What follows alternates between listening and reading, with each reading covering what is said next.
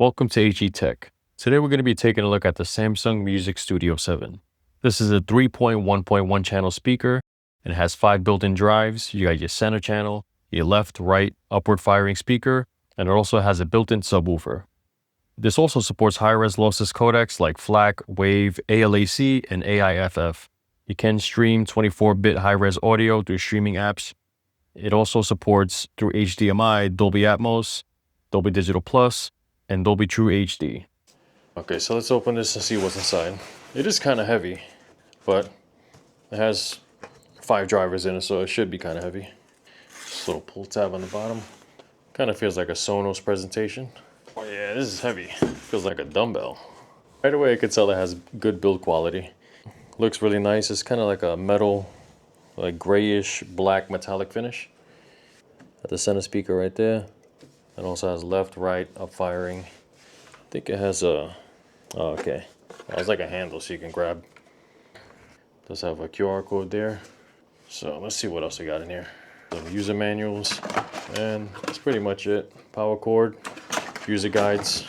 Here's a closer look at the top of the speaker. This is where you have all your buttons. This right here is the input button. So when you press this button, it'll cycle through all your connections like HDMI, optical output, Bluetooth, and Wi-Fi. You have your volume down button here. This is play and pause button that I believe can be also customized once you press it or hold for a specific streaming app. This right here is your volume up button, and this is your mic on and off button. So this is the back of the speaker where you have all your ports. You have your AC adapter, you have your optical input, your HDMI input that also supports eARC, and your USB service port. So you can plug in a USB if you don't have access to Wi-Fi, you need to update your speaker. And you also have a thread mount down here. In case you want to put it on a tripod or a stand or something, you can just screw it right in there. I haven't downloaded any app yet, so I don't know what app it's supposed to use, if it uses Samsung Smart Things or if it uses something else. If you have Samsung speakers, it has your typical Samsung AC adapter.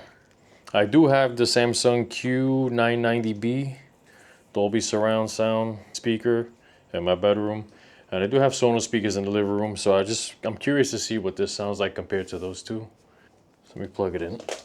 Digital audio in, ready to connect via Bluetooth. Okay, so I'm gonna take my phone out, connect to Bluetooth. Let's see. All right. Download the mobile app and add your sound device to the app. Okay, so you can see right there, it says Music Studio 7. So I'm gonna click that, pair.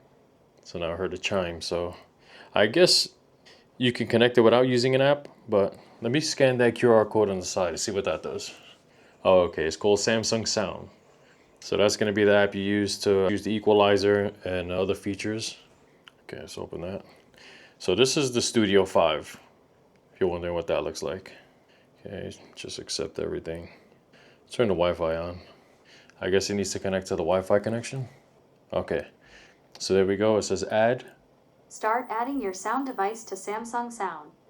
It's probably gonna have an update or something, but we'll see. Okay, so it just asked me for my Wi-Fi password, so I had to put in my password, make sure you connect it to Wi-Fi. And I'm gonna leave this device name Music Studio 7. Sound device has been added to Samsung Sound. Okay, so there is an update. So after this update, I'll come back and we'll go through the features and check out the sound. Oh, something I noticed, it does have a light. Can you see a light right there? I guess that's the update light status. Speaker is really heavy. I think it was like 14 pounds, it said, something like that. So if you think you're just gonna pick this up and walk around with it in your book bag or something, taking it places, you can, but it's a lot heavier than the Move 2. So let me grab the Move 2, show you in comparison. The speaker that it'll be replacing is twice the size. So basically 2 Move 2s. So twice the size, probably 3 times the weight.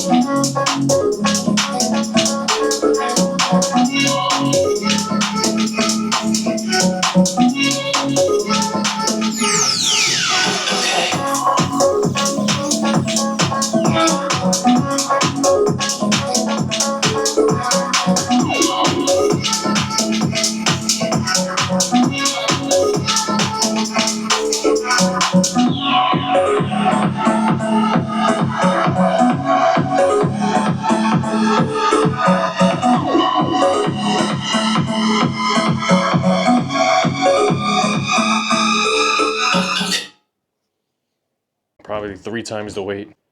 So this is what I like about the Samsung Music Studio 7. The build quality. I like the materials they use. They use like a aluminum body. It does have nice clicky buttons. I do feel like they have an aluminum finish on it.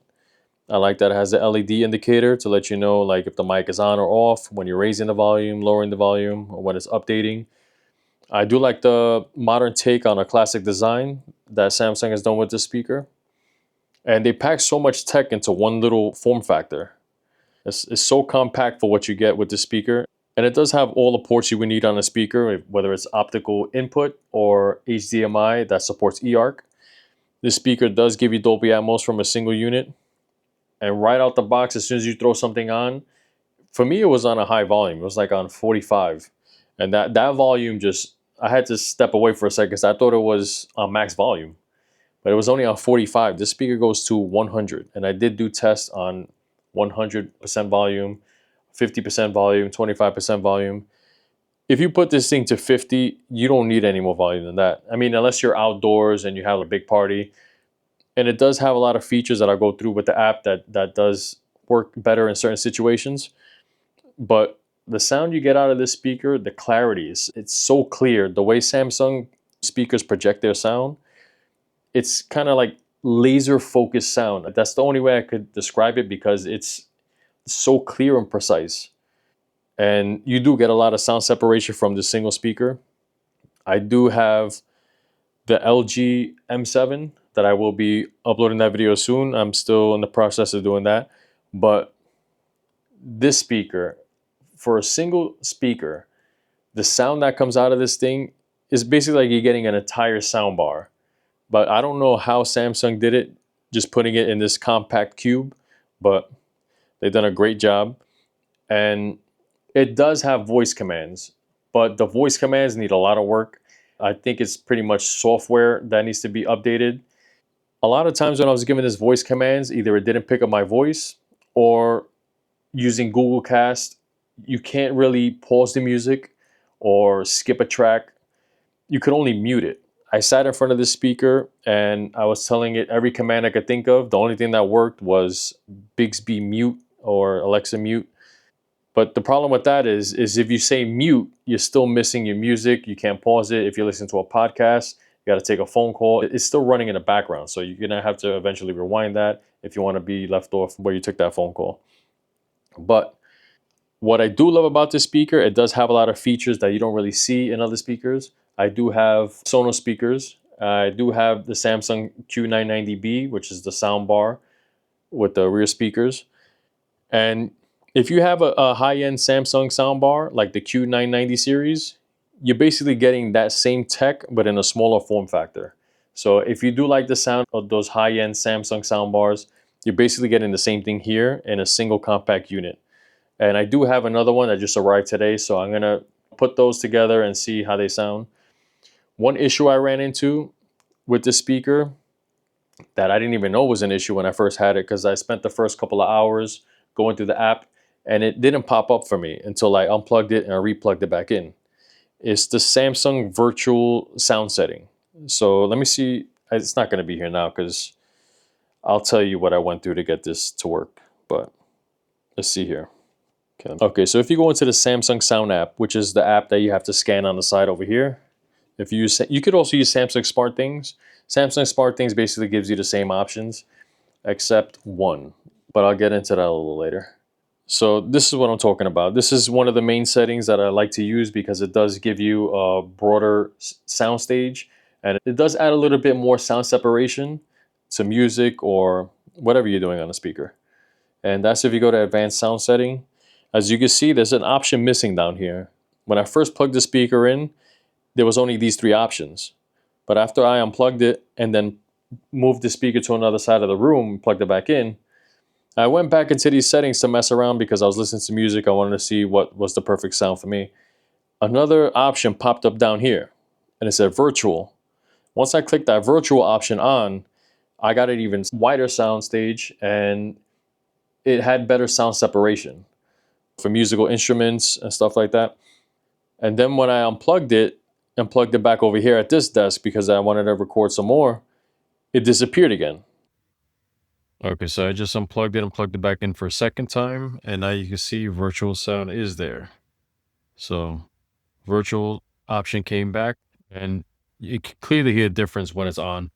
Because now that it's back and I plugged the speaker back in, played the same track, you can hear the difference night and day. So I don't know what that issue is. I don't know if it's a software on the speaker or the app itself, but yeah, it's an issue that should be fixed because with that off, you're really holding back the potential of the speaker.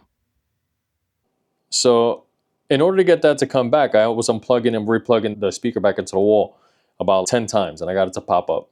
So, I moved the speaker again. Same thing happened. I unplugged it, plugged it back in 10 times. And since then, I unplugged the speaker, was it yesterday or 2 days ago? And I unplugged it 100 times. 100 times exactly. And the feature still didn't come back. So this is a huge issue for me. I mean, you don't really know that you're missing this feature until you hear it. Once you hear it, you're gonna want to keep that setting on, which is where I'm at now. I got to hear the difference. Even without that, this speaker does sound amazing. It does go nice and loud. It does have sound separation. But when you put virtual, it kind of adds like that sound bubble effect where it basically puts you in a sound bubble to where everything feels more wider soundstage and more sound separation is the best way I could describe it. But once you listen to that, especially when you're listening to 24-bit audio or Dolby Atmos tracks, because I use Tidal, and I suggest that if you get a speaker like this that does have a high-res audio, that you use an app that's going to give you high-res audio, because then you're not going to be getting the full quality out of the speaker that you should be getting. So I use Tidal basically because that has 24-bit audio and it does have Dolby Atmos tracks. And with this speaker, you do get good Dolby Atmos and you do get good sound separation. And when you go through this app, so right here, this is one of the last features I used on this speaker. And when I read ambient sound, I thought it was just something to relax you when you're sleeping or something, or you want to be in a relaxing mood. But then I actually read what it says, and it says gentle background music, perfect for parties and gatherings. So I said, you know what, let me just click that on and see what it sounds like. When you click this on, it sounds like this speaker grows in height and width, because what it's doing is it's increasing the side drivers and the up-firing driver with the same amount of output that's coming from the front. So you do lose some sound separation, but what it does is basically it feels like a bigger speaker, like a taller, wider speaker. So that's good for like if you're outdoors or like if you have like a big party and there's a lot of people talking, there's a lot of, let's say, background noise. When you put that on, it just elevates the sound in every way. So from the top, the sides, the front, and it really does feel like a big speaker. But if you want better sound separation, I would take that off because it does have better effects with it off. So Active Voice Amplifier Pro, that does work good as well too. I use that for when I'm like listening to podcasts. If you could toggle that on and off, you do hear a difference in the voice. Let's see the woofer. I usually just throw the woofer all the way up because it doesn't have overpowering bass to where it's like it muddies out like the mids and the highs. So when you put the bass all the way up, I'll show you the settings I have. I have woofer all the way up to 6 plus 6. I usually have Sound Fit Pro on too. And AI adaptive sound, bass all the way up over here on 6, and treble I leave on 0 because it does have good treble. So that's basically what I use. Channel level, I do raise the side and the front top a little bit. So I would say maybe that's about +3, no, +2, +2 or +3, something like that. I wish they did have a number for when you raise it because right now, I mean, I guess that would be 2 because it's not directly in the middle, but it would be nice to have a little indicator saying +2. Voice guide, they do have different languages, but like I said, the voice commands like on this speaker does need a lot of work. So that is what I would like to see improvement in, whether it's update firmware on the speaker itself or through the app. And I do feel like I don't know if it's doing something with the software where it's not picking up my voice when the music is on, because sometimes I have the music at it's not even at halfway volume and I'm saying Alexa this, Alexa that, Bixby this, and it's not even registering what I'm trying to say until I say it like another 3 or 4 times. So for voice commands, it does need a lot of work. Google Cast, like I said, Google Cast, you're basically going to be using your phone to pause, play, because all you can do with voice is mute, and that's with Alexa as well.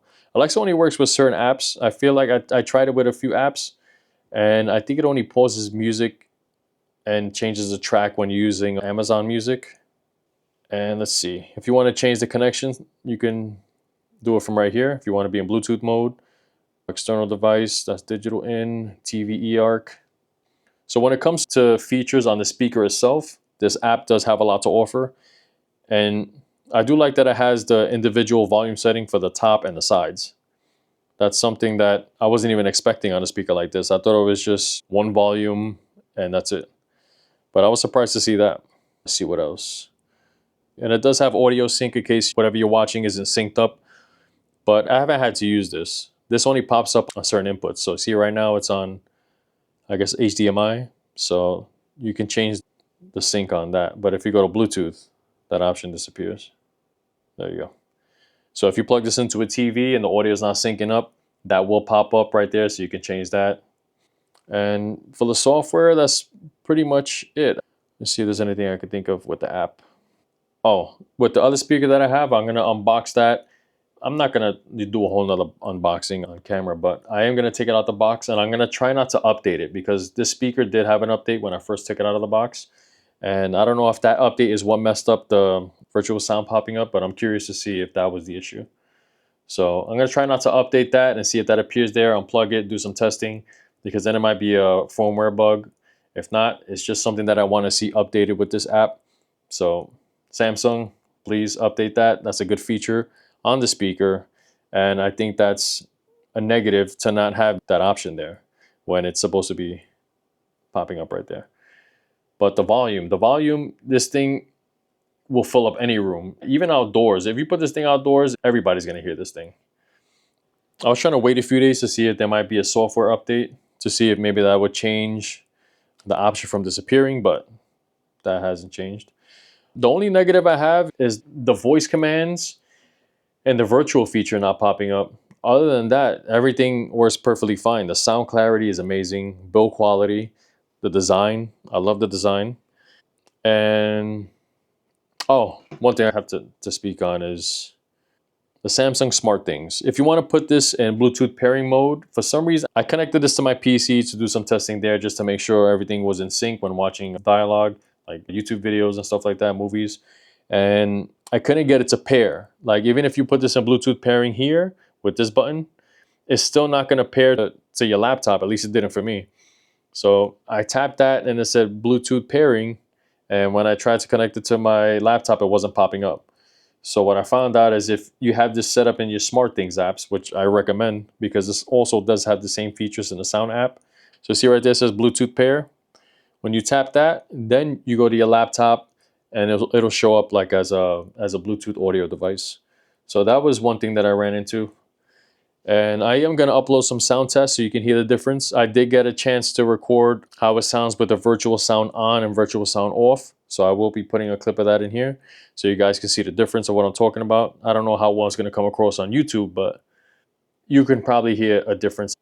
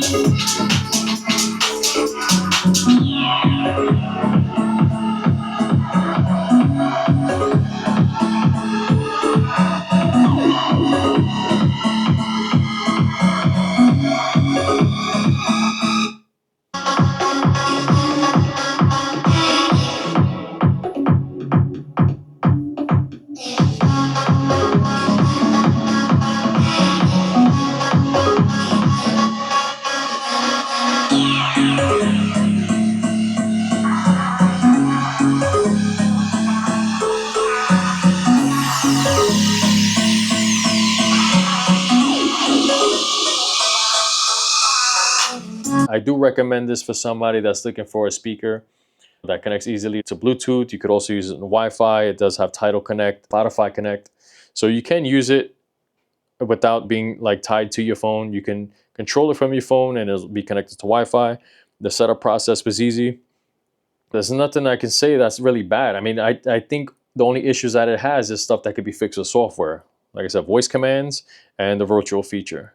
If those two things get fixed, there will be no issues that I have with the speaker.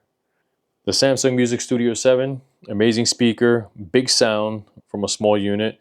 You have great quality. You have all your inputs. You have a beautiful design. I can't wait to hear how it sounds when I have two hooked up.